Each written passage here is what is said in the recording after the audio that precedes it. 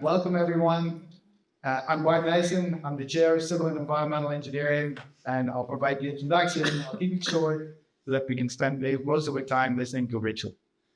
So today's lecture is actually a bit of an exception in the sense that we have three named lectures in the environments that are public lectures. It's the Burges lecture, the Evans, and the Wang. We actually already had the Burges lecture a month ago. And so when you see this one, and it says again, visiting Burges professor lecture, what is this all about? So the department actually has a program which is endowed by Stephen Sylvia Burgess that brings in faculty from any other place in the world really who want to visit sometime with the university and who really kind of have something to offer to our students and other faculty. And so, and this program has been going for quite a long time. And as part of that program, the visiting faculty is also required to give a lecture. And typically that's a highly technical lecture that basically other faculty and students will go to, but we don't open it up to the public. But today's speaker is a little bit different. And so we decided to make it a public lecture. Which brings me to today's speaker. I'm a stone sculptor. I work mostly with granite. Today's speaker is Richard Rhodes. Richard Rhodes is a stonemason, sculptor, craftsman, and I just serendipitous too hard work for me. By coincidence, met Richard a few years ago through a mutual friend, and had nothing to do with civil engineering when we met and so on. But as we started talking, and I learned more about what he actually does, I was very impressed with the work that he was doing, and I really thought, like, we need to figure out a way to get Richard in front of students and connected to faculty.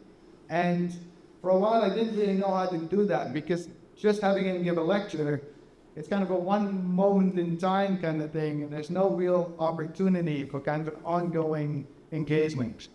And then I thought, like, wait, we have this visiting professorship. Why don't we use that? And so I worked with Richard last year to kind of make this happen. And so Richard this year is a visiting Burgess professor, Burgess visiting professor. I did this wrong every time. But a Burgess visiting professor who's basically connected with the department with his whole academic year.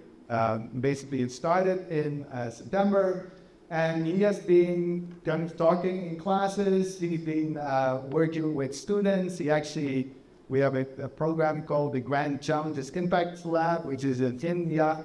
And he happened to be in India at that time too. And he actually ended up taking the students there to visit stoneworks in India and explaining how they actually were put together and so on. Later this year, he will also actually join students for our study abroad program, engineering rowing, and we'll kind of do the same thing there. And in the meantime, he's also kind of talking to faculty and so on.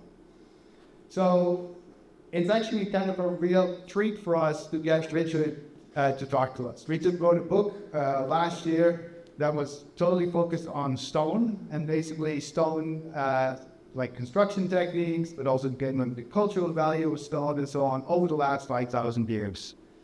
And so today's lecture, Richard will actually talk about the levers of mastery, and I'll let him actually talk about that rather than we continuing to talk here. So with that, please join me in welcoming Richard Rhodes.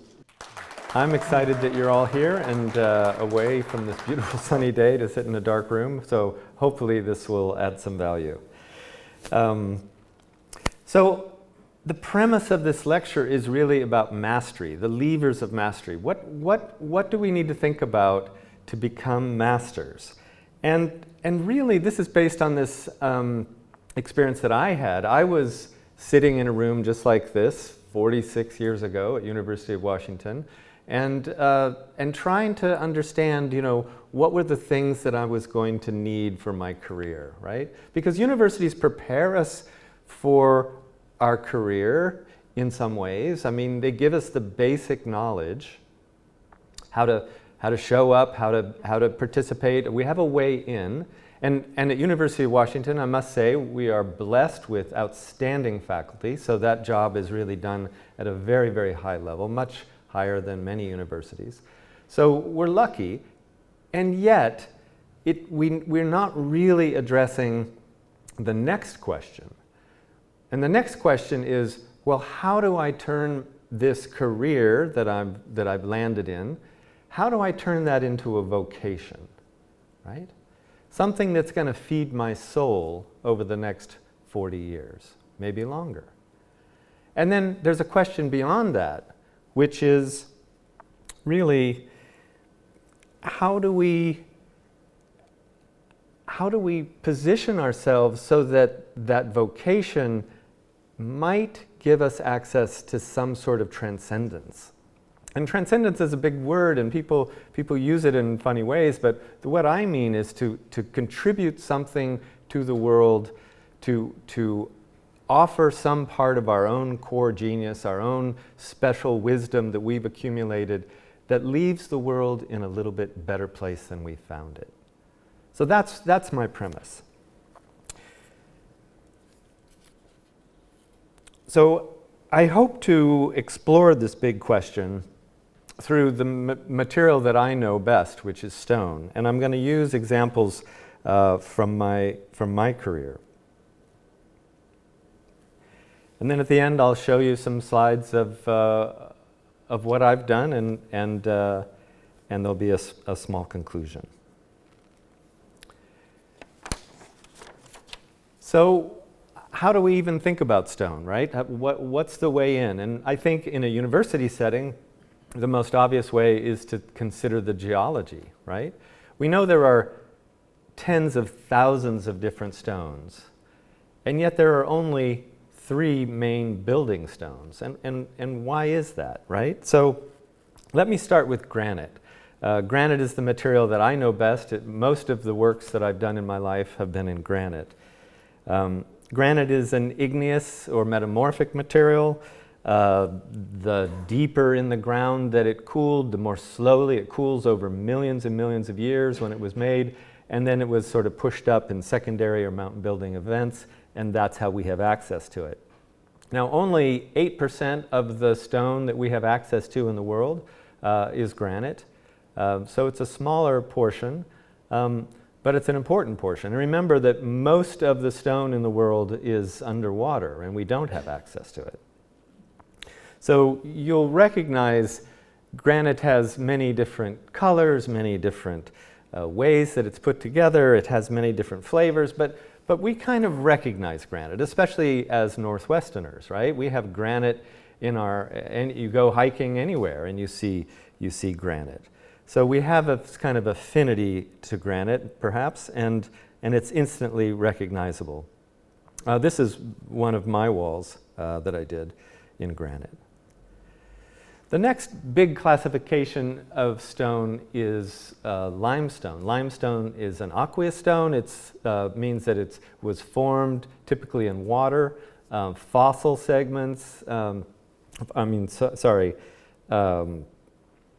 shells, coral, other organic debris. This is kind of set down in layers, which makes it sedimentary, right?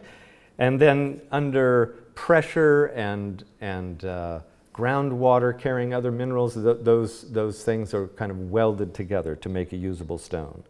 And many of you will know that, of course, we burn limestone to make cement, the core ingredient in concrete. But we also use limestone in some unusual ways that you may not be aware of. One of the biggest uses of limestone, ironically, is in food products. There's something called stone flour.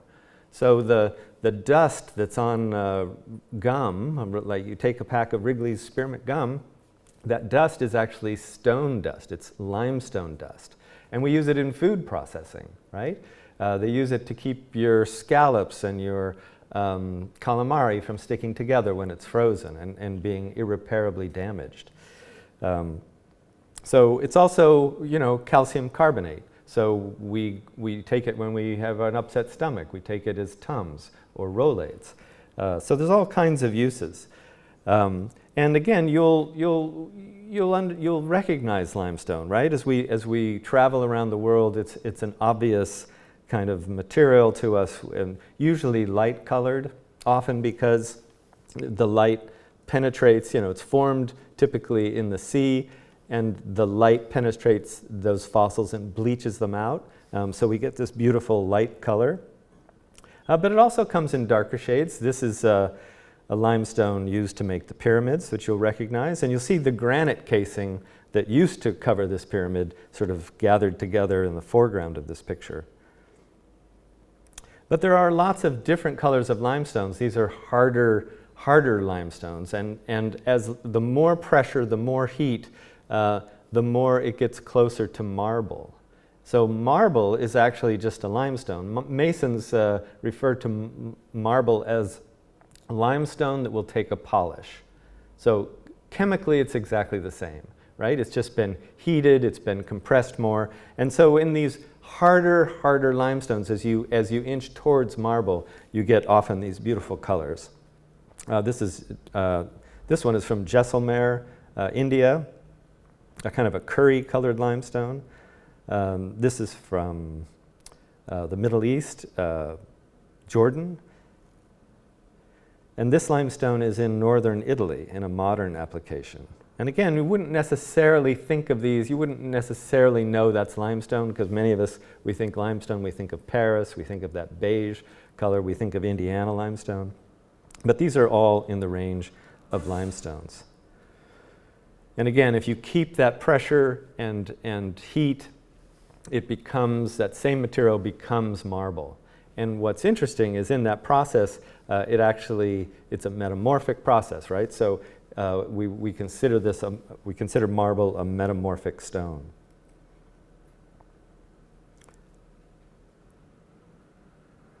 And the third main category, also sedimentary, also aqueous, and again, these materials make up 70% of the world's stone that's available to us, is sandstone.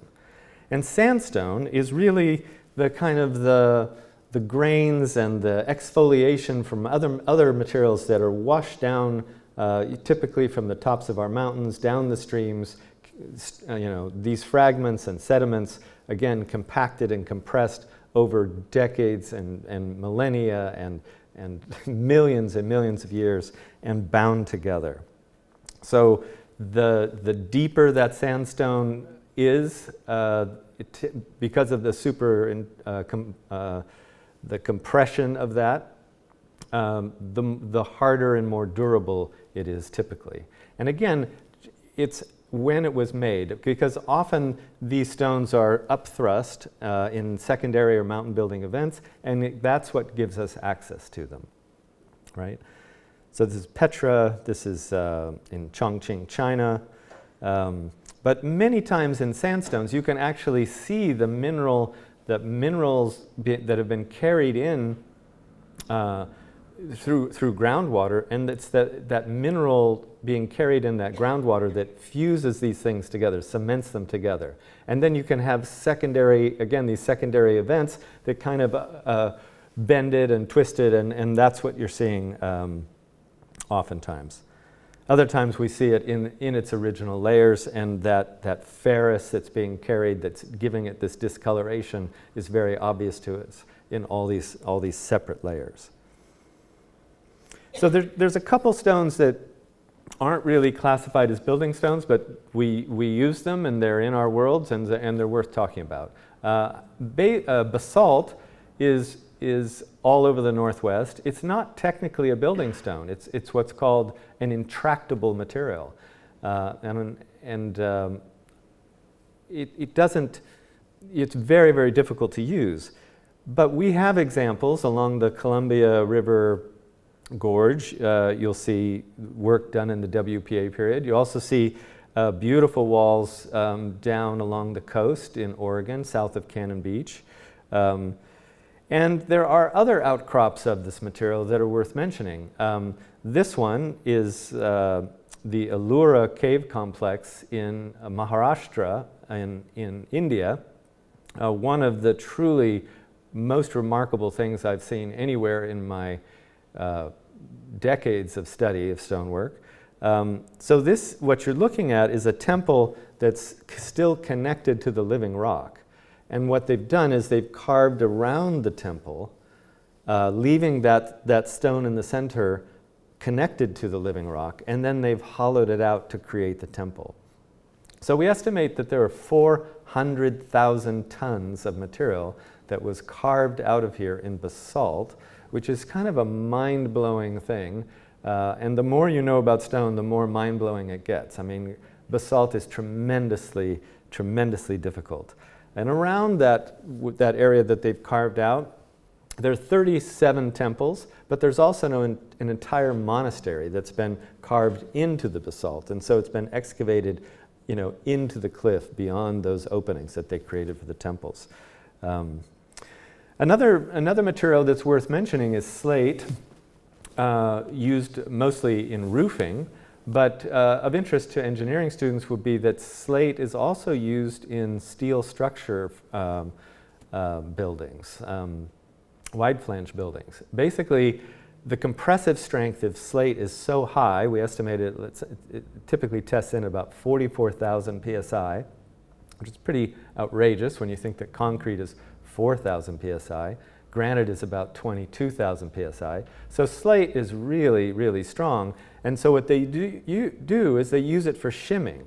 So as you put your wide flange in place, but it sits a little high, it sits a little low, you can shim it up and break the slates off very easily and hold it in position while you bolt it or rivet it or weld it, as the case may be.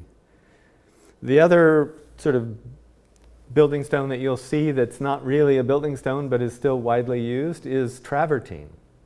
Travertine, the best way to think about travertine is it's a kind of a cooked limestone, right? So what's interesting about travertine is you can really see those layers.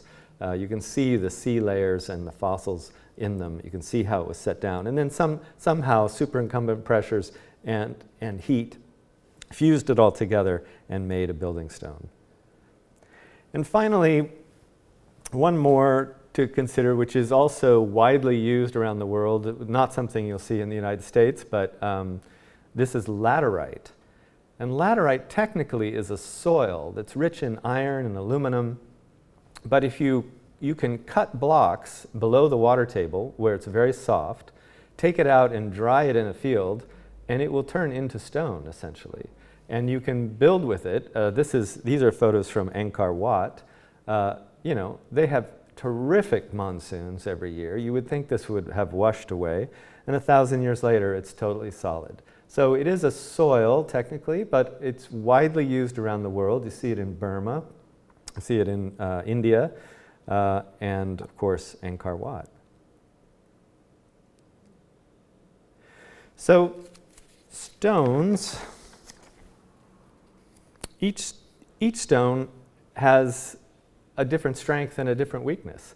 And it can be very, very challenging to figure out what's the right stone for the thing you're trying to do with it. So, for example, this is Indiana limestone, which is a medium density limestone, widely used in cities around the world. And actually, it's a terrible choice. Because remember, this is calcium carbonate. It's a base, and so it reacts to the natural acidity in the rain, right? Not only does it react to the rain, but in our cities we have concentrations of pollution, typically sulfuric acid from the combustion engine, and so we can have very, very high levels of acidity in the city, and the buildings just dissolve. If you walk around New York City, you will see dissolving limestone buildings, and still we're building with it, right? It's confusing. The other thing that's limestone, of course, it's a base, so it reacts with acids in foods. So, okay, I want to use this on my countertop, but they told me it was a limestone. Well, I'm going to seal it. If there was a sealer that could protect stone from acids, we would dip the Parthenon in it, and we would all rest easier. But it does not exist. But we're Americans, and we believe in technology. We believe that technology will save us.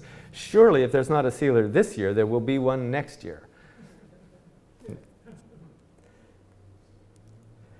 The same problem with marble, right? Marble is the same material, calcium carbonate. It's just been cooked longer. It's harder. And yet, I don't know if you can see it in the slide, but it's what we call sugared, right? So this is in Seattle, where we arguably have the cleanest rain, the cleanest air of any city in America. And this has been sitting outside on Capitol Hill in a garden there, and the beautiful detail of the sculpture has already washed away, right? And that's just acid rain, the natural acidity of the rain. The other problem is that, you know, as human beings, we love novelty, and we want, and we believe we should have everything we want, right? We're in the modern age. So if a stone isn't the right color, we get kind of upset. So there are all kinds of unscrupulous dealers in the world that are blackening stones, because black stones are actually quite rare. Their black granite is devilishly hard to quarry. The best quarry in the world in black granite is in Norway. Their yield from the quarry is 3%. That means that 97% of that stone that they quarry is going to get crushed up and used for road base, because they couldn't get a block actually out of it, right? So what's happening now is that they're taking slabs of stone that should never be sold, should never go to market, and they're laying them down in vacuum beds and squeegeeing epoxy and resin on the surface and sucking it through just to make it strong enough to get to market, but also to make it black enough or blacker so they can sell it and pretend it's a black granite, or pretend it's this, or pretend it's that. So there's all kinds of this going on. And of course, as you will know as engineers, all resins, all epoxies yellow in UV light. So you take a slab like this and you put it on your kitchen countertops, even if your house is, you know, pretty, not that, you know, we're in the Northwest, it's not getting direct sunlight. But any UV light that will penetrate that glass will yellow that countertop, and you're going to be very, very unhappy. So engineers, you're going to be really thrilled to know that ASTM is your friend here. And if you walk into a stone dealer and they won't give you the testing, run out of there. That means that they're in that other side of the stone business, right? So, you know, you're going to need a petrographic analysis to understand, you know, what is this a building stone? Is this something we should use? But then compressive strength, modulus of rupture, and flexural strength. These are your critical tools. So we are something like generation 500. We've evolved out of stone structures, and Carl Jung has this beautiful notion of the collective unconscious with which he holds that because we've evolved from stone structures, we have knowledge of things that we, in an unconscious way, that we may not be conscious of, right? Like we may not consciously know it, but we still kind of know it. And we know it in some way that's hard to understand. And one of the things that we know, because we've evolved out of stone structures, is we know that stone is really, really strong. And if we build a big structure out of it, it's going to be safe. We can huddle our families against it and weather the attack or weather the weather or whatever it is that we're worried about, right? And in fact, stone is tremendously strong, except it is also very brittle, and it lacks flexural strength. So to put this in context, steel has 10 times the stiffness of stone, 10 times the stiffness. That turns out to be really, really important.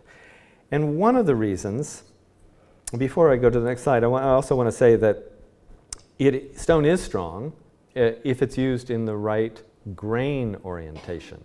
And many of you will not know that stone has a grain, and we're going to go into that in a second. But if it's in the correct grain orientation, you could build a tower like this, a half a mile tall, before the stone would fail in compression. And of course, we've never approached anywhere near those limits. But stone has a grain, and that grain really matters. And so the way to think about stone is that it's actually more like a deck of cards with hidden planes of weakness. So if the forces of the building are perpendicular to those hidden planes, then you're fine.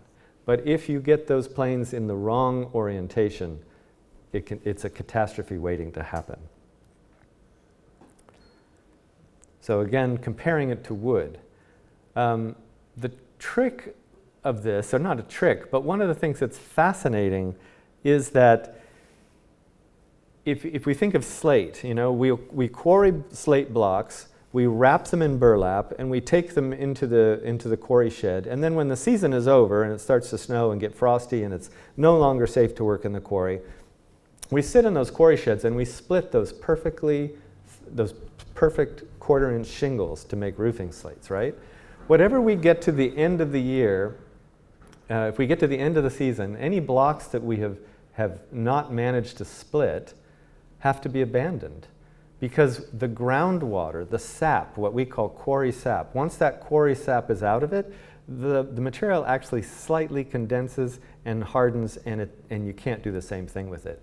And we know this is true from wood too, right? Many of us will have framed something with 2x4 Doug fir or hemlock, and you can drive, when there's sap in the wood, you can drive a 16-penny nail through it all day long.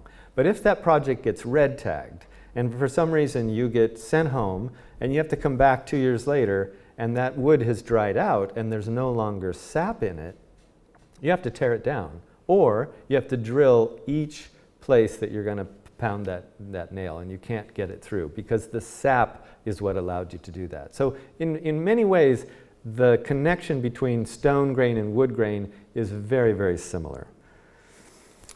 So this is a really interesting picture, because you can actually see the grain of the earth, right? You can see how the grain of the rock sits. Now remember that in mountain building events, all that gets changed. So it's not like you can say, oh, I know, the primary grain is always horizontal to the earth's surface. It was made in a primary grain orientation, but it doesn't mean that you're going to find it in that way. So this is one of my quarries in northern China, and you can see that the what we call the quarry dip has been pitched up, right? And the groundwater, instead of running horizontally, is actually running at the angle of the primary grain, right? It's showing you the angle of repose in the quarry. So knowing that, we exploit that plane of weakness, that primary grain, how the stone was originally made. We exploit that for its extraction. And so when you're looking at blocks, the largest face will always be the primary grain, because you need that plane of weakness in order to pry it out of the earth. And so that's a great tip. Now, you're in New York City, or you're in the Northeast somewhere, you're walking around, and you're looking at all of these delaminating brownstone buildings, and you're like, what is going on here? Why did they use this material that is so poor, that should never be used?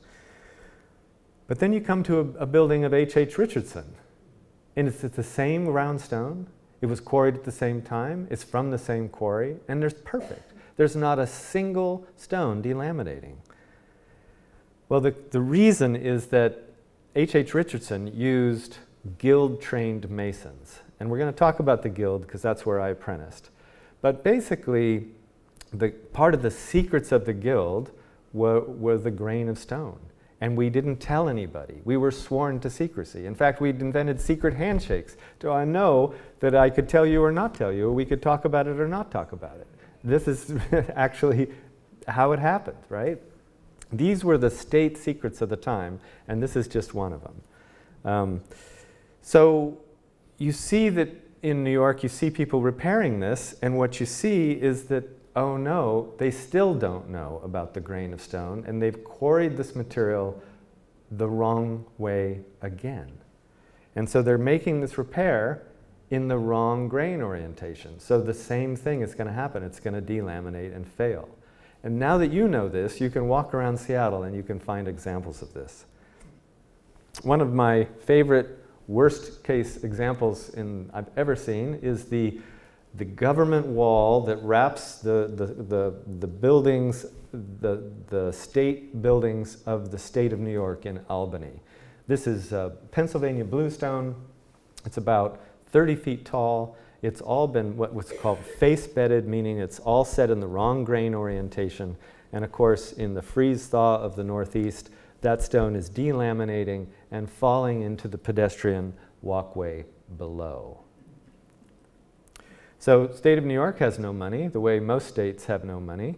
And so their solution was to wrap this entire, it's like 8 or 9 square blocks, to wrap this entire wall in chain link fence. And it's been sitting that way for 25 years at this point. So again, we're using that knowledge of the grain, that primary plane of weakness, we're using that when we quarry the material to help us to take it out. And here's an example from a quarry that I had up north of Spokane in British Columbia, a granite quarry. And I'm going to split off an 18-inch wedge of granite that's 18 feet long by drilling these small holes and putting in what are known as feathers and wedges. And you see that 18-foot sheet coming off in a perfect thing. That's about an hour's worth of work. And it splits like firewood when you're exactly on the grain, right?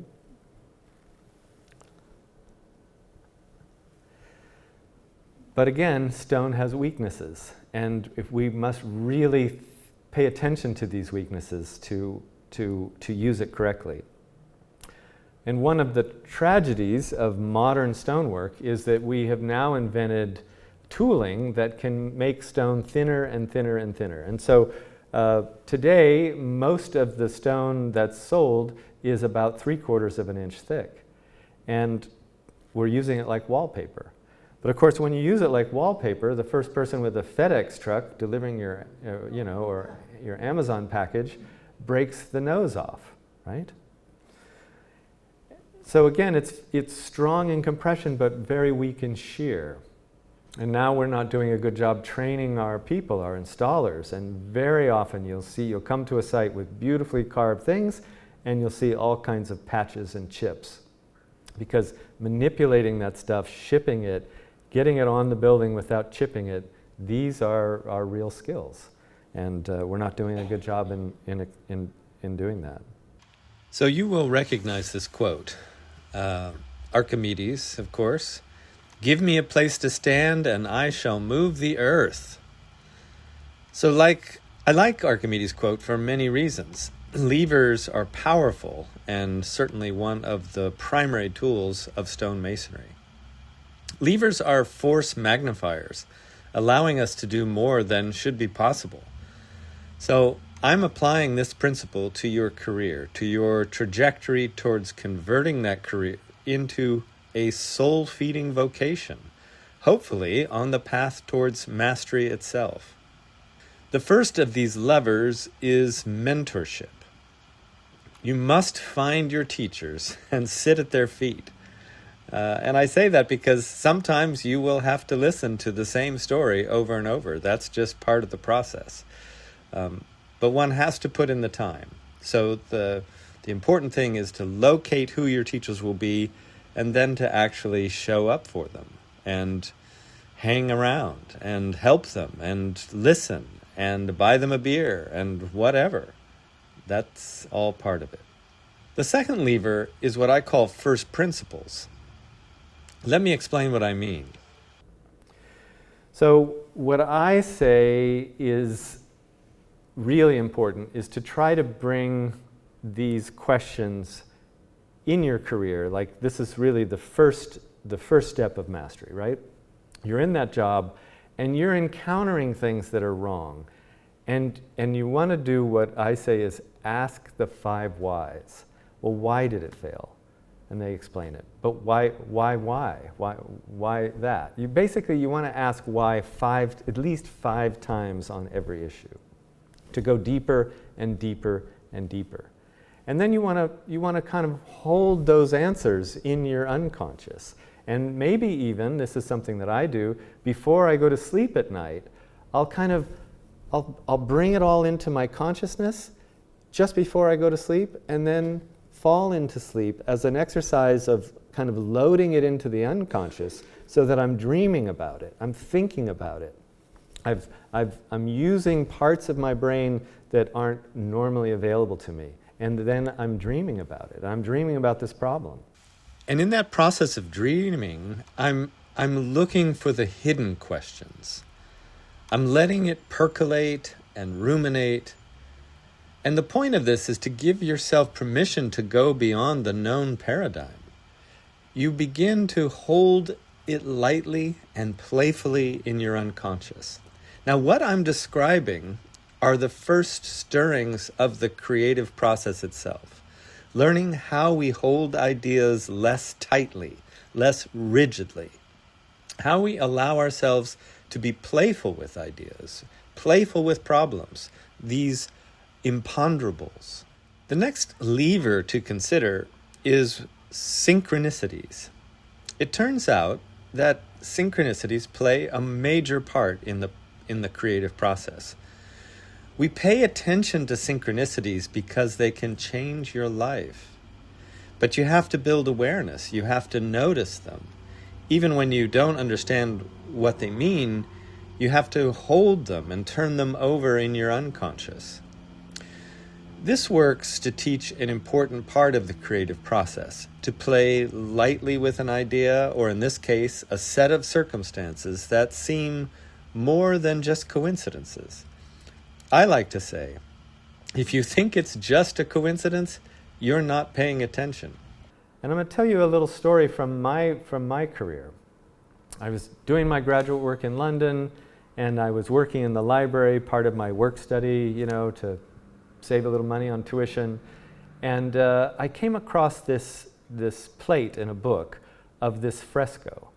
And I knew it was, I didn't know anything about it, but it really hit me. And I took time to sort of notice that and was like, wow, I don't think I've ever been hit so strongly by an image. Why would that be? And then the next day, I had a meeting with my professor, and he said, oh, with your interest in medieval topics, there's this guild in Italy, in Siena, that's been in continuous existence for 726 years, and you should maybe go down there and try to be an apprentice, see if you can sneak in, and then you could write your thesis on how that relates to medieval times, and how their behaviorisms have been codified in the guild, and it was so totally abstract and weird. And I was like, yes, I'll go. Well, the interesting thing is, a year later, I'm in my apprenticeship. I walk into this building in the center of Siena, and this fresco is on the wall. And it just blew me away, right? So these synchronicities are sometimes, they come to us and they can offer us great insight. And that insight isn't necessarily obvious right away, but as I've learned in my life, to really pay attention to these synchronicities. So here I am as an apprentice. You're the age of many of the students here. Siena, of course, and I was ridiculous. I had all kinds of romantic ideas of what it was going to be like to be an apprentice in Siena. Of course, I had studied a lot of this stuff, and I couldn't help but notice, but the master mason holding the square and the calipers, he's always right next to the king. And I think, well, that's good. That works for me. I like that. And then in these other paintings, I noticed that, well, the master mason is standing in the corner, about to take off his hat, speaking to the lady of the house. Well, that's good. The lady of the house is clearly flirting with the master mason. What could be bad about that? That's a good thing. Anyway, I went to Siena with all these ideas, and the reality, of course, was pretty harsh. So I talk about this in my book and relate some stories. But basically, the problem is that Siena is a hill town. Note to self: everything has to go up to the top of the hill.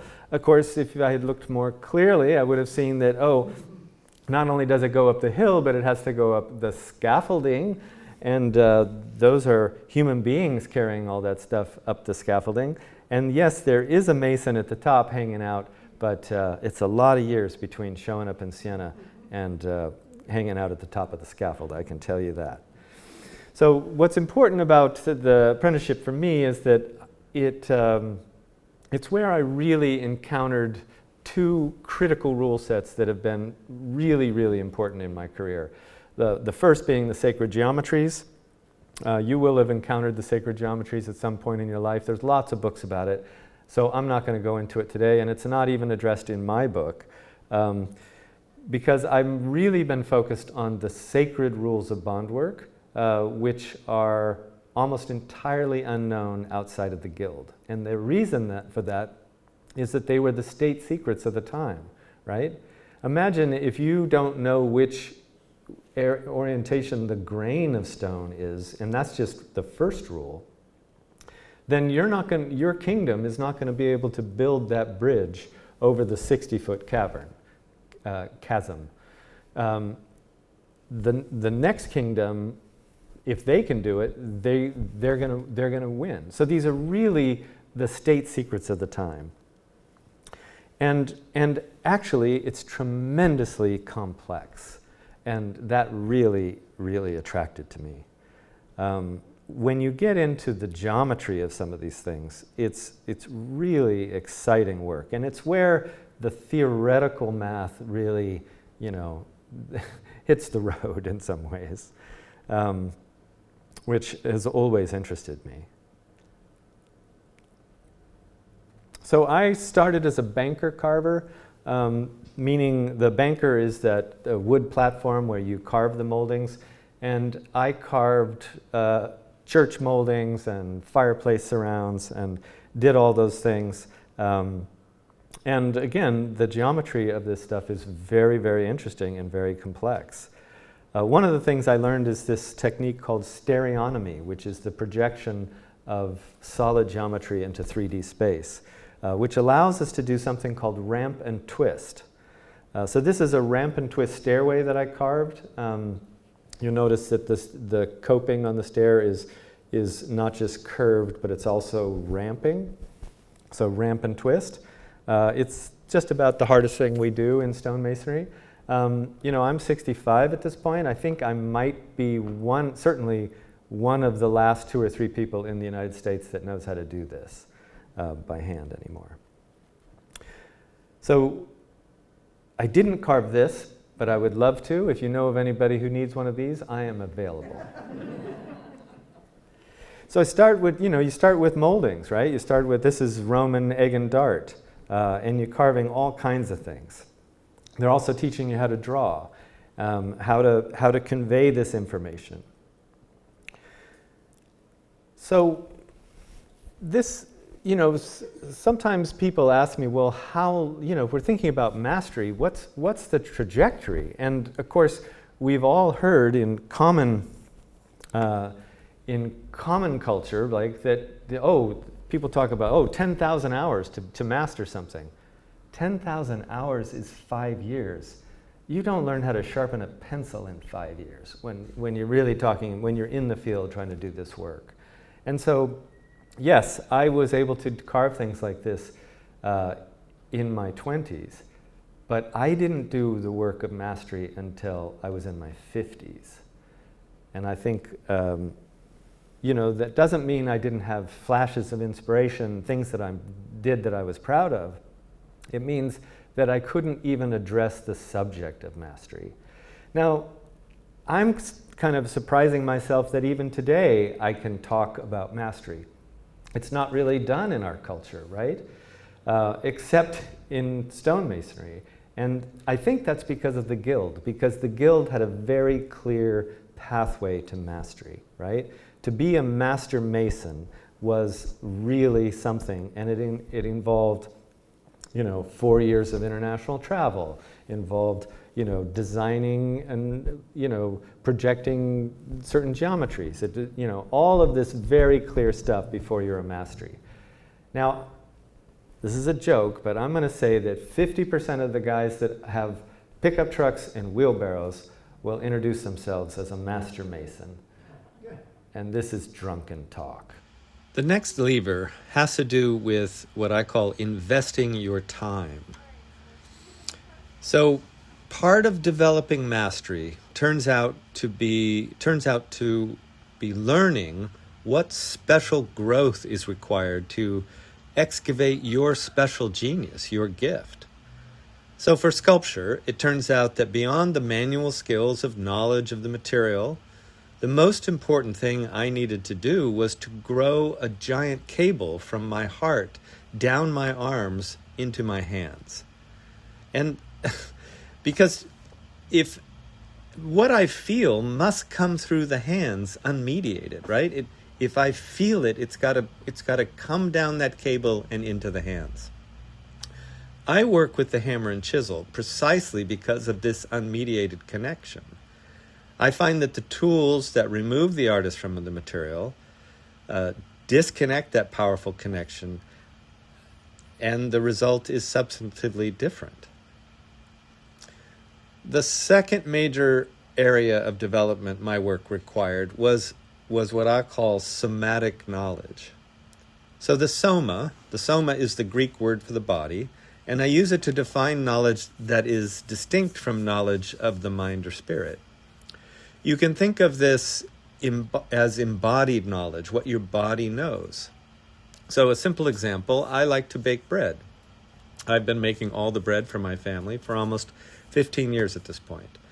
And I have developed deep somatic knowledge of how the dough should feel at every step in the process. I'm not thinking the bread through to completion. I'm feeling it through. And that knowledge is deeply in the body. Now, in sculpture, the very same thing is happening. I know when I have the chisel and hammer in my hand, I know when to chip or crush with the chisel. I'm not thinking in the classical sense. I'm moving the chisel over the work, and the form is emerging. And in fact, as I've come to think about it, the less I think, the more I can feel my way forward, the more vital and embodied the finished result becomes. So I'm going to show you a little bit of my practice. I started in Seattle in 1986.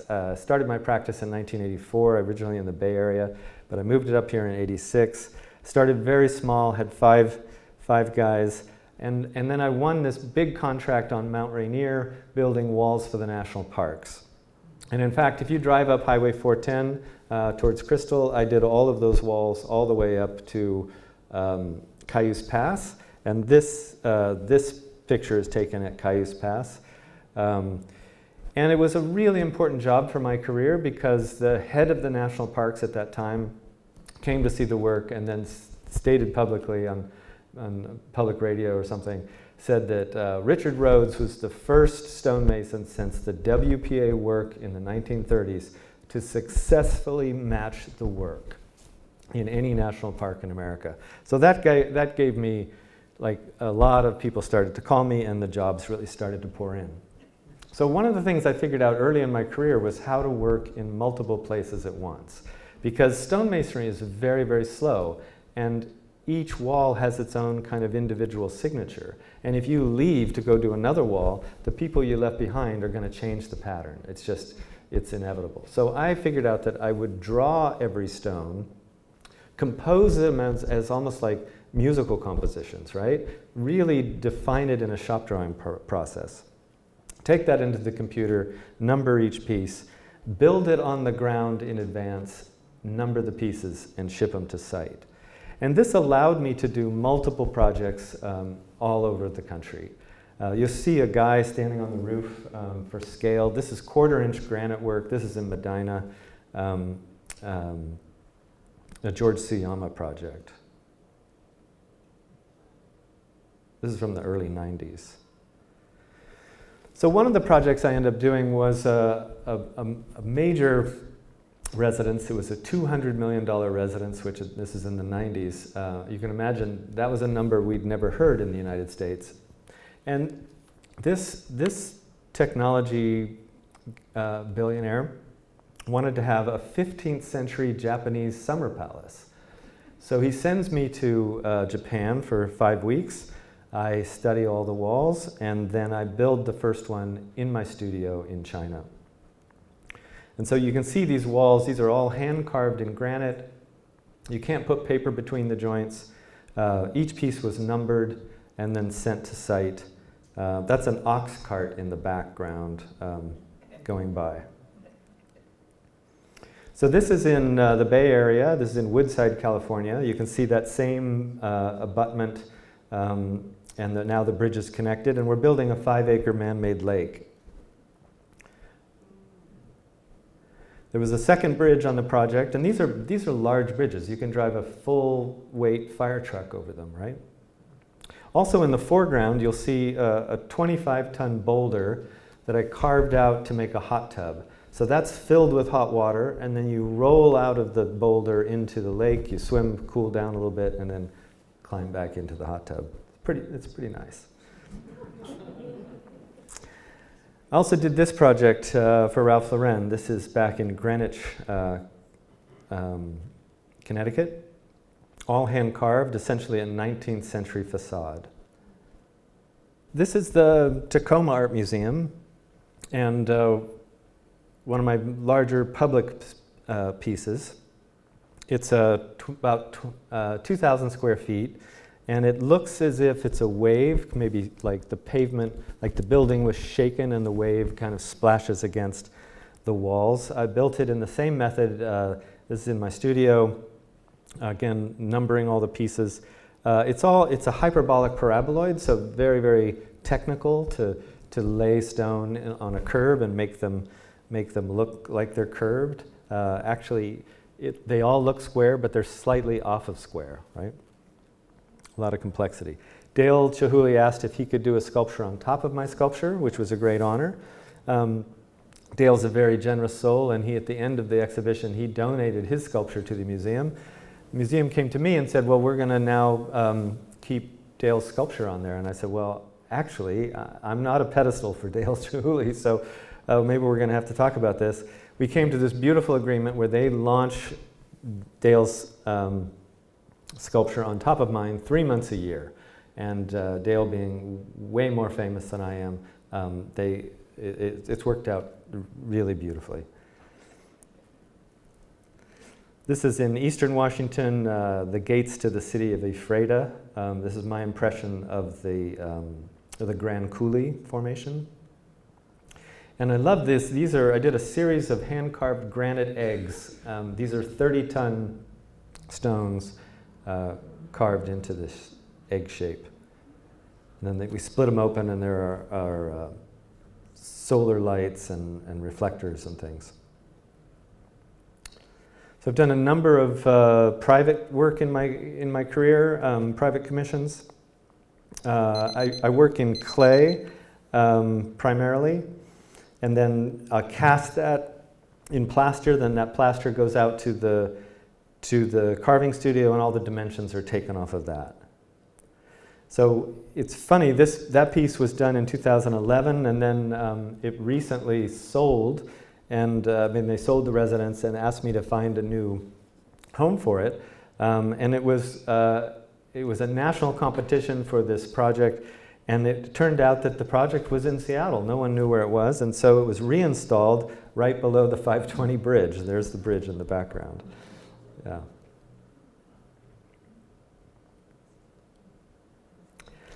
This is a very interesting project. This is a 9-inch granite veneer. The pieces, some of the pieces exceed 9 feet by 12 feet. So very, very large stones. We think it's the largest polygonal stonework done in the United States.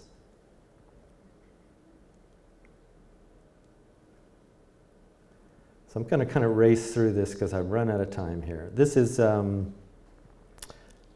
piece called Embrace that was shown this is in Bondi at a major sculpture exhibition in Australia, Bondi Beach in the background.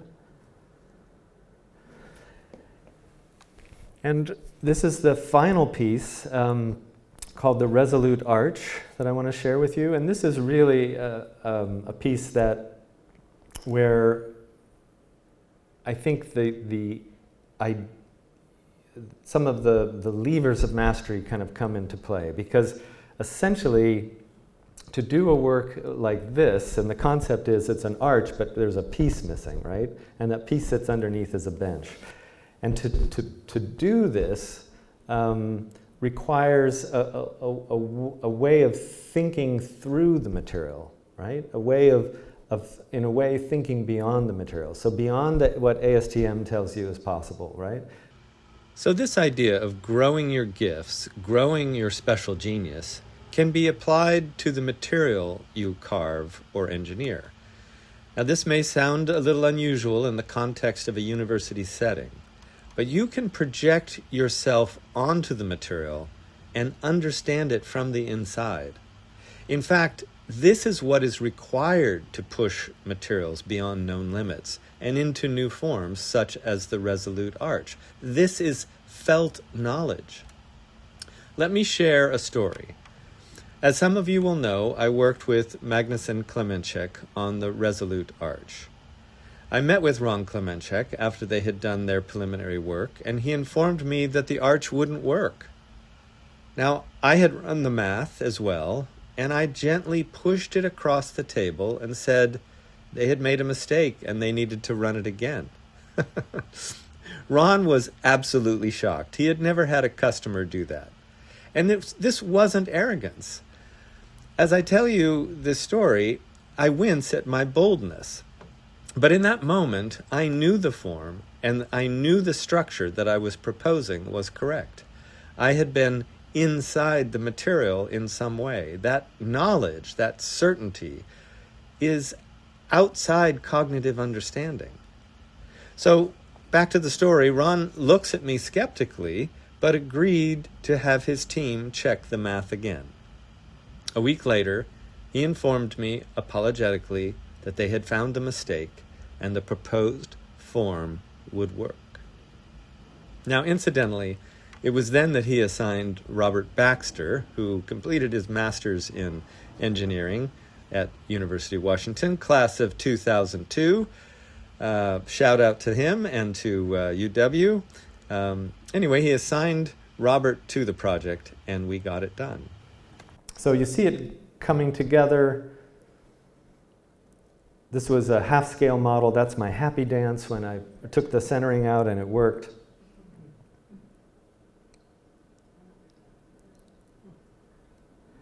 This piece sold and is now in a private collection in Santa Fe, where it's installed in this photo. And that gave me the money to then build the full-scale arch. The full-scale arch is 20 feet tall, 27 feet long, and you can see it also works. So Burning Man, this went to Burning Man, and I won the top award for that year. So they paid me to bring it from China, to set it from my studio, to set it up in the desert in Nevada, which was very, very complex. You see it going up. We assembled a group of 45 volunteers, and we had 5 professionals, stonemasons, to help us put it up. We ended up having a little bit of an issue, so we didn't get it to close quite the same way, but it did turn out beautifully and was really enjoyed. Many people got married there, which I hadn't anticipated, which was very fun, right? So you can see it standing. Then it was invited to go to Venice to the Biennale, which was a great honor. But it's America, and unlike most countries that would be sending you with funds to Biennale, as an artist in America, you're expected to have a bake sale to get the money to go. So I baked a lot of cupcakes, and we raised $200,000, nothing to do with cupcakes.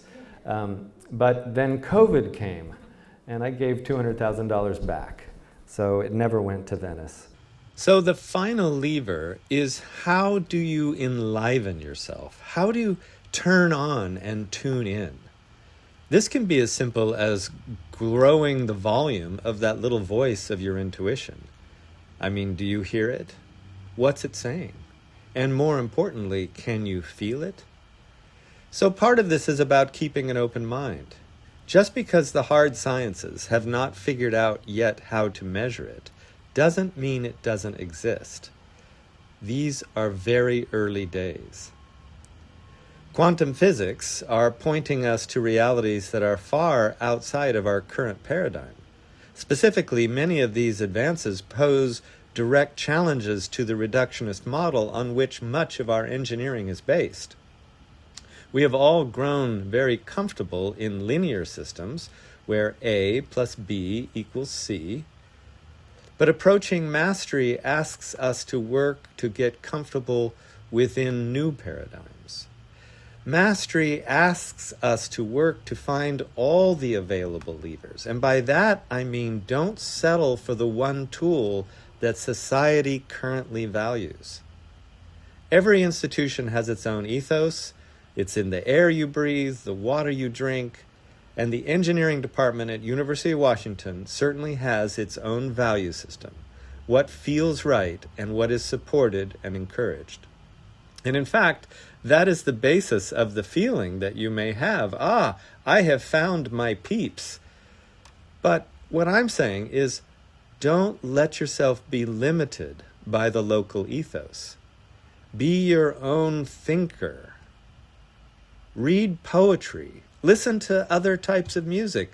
Listen for those other drummers. Speaking in more general terms, at the university, we value the mind. And what a spectacular success that approach has given us.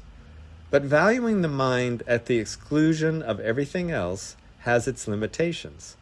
I like to say that when you have a hammer, everything looks like a nail. And it has become clear to me that while we develop the mind, we must also develop all the other intelligences available to us. And that means emotional intelligence, social and relational intelligence, spiritual intelligence, to name but a few. The common thread is that human knowing extends well beyond the verbal, logical mode most associated with the word intelligence. So how do we turn these on? Number one, allow yourself to feel everything. Let yourself be alive in the world. And once you have done that, turn a great amount of energy inward and start really listening. What is your body saying? To boil it all down for you, I urge you to go half as fast and twice as deep. In closing, this is my book. It's on Amazon, and if you're interested in it, what I was going to say about the levers of mastery is in the book. In closing, let me turn to the last paragraph of my book, published last June by Princeton Architectural Press. In closing, it is critical we raise our own expectations, rejecting what James Hollis calls the small lives we live compared to our summons. Dedicating oneself to unlocking the sympathy of the natural world, perhaps stone in particular, offers access to the incomprehensible questions of existence. Ideally, these worthy questions will lead us to the formative energy to vitally engage with life, to transcend the ordinary, and to combat our modern disregard for the numinous. There is no time to waste. Our world's finite resources are at the tipping point, their continued squander no longer an option.